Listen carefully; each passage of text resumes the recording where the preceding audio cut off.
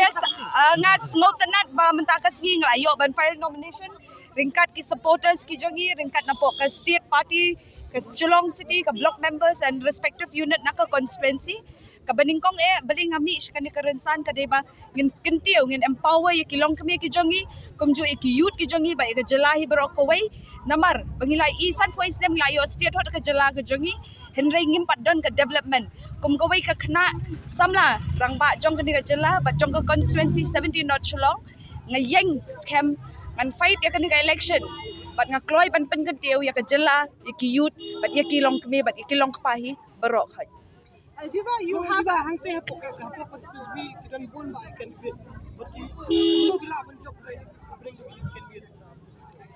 ke election ke battle we have to fight a battle ngi long firm ya ke decision habang ngiyang ya ke election ngin haban ya lebet da ka bating Kay katong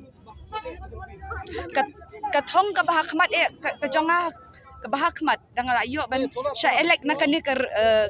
siya kani ka Meghalaya Legislative Assembly ngan kloy baning kong ka empowerment ya ki kentay ka empowerment ya ki youth but kamtam ngin pa ki infrastructure ha ka jelahi berokowai ha ka constituency kumnong ngin uplift habang ni pa ki khon samla ki jongi ki bon ki bla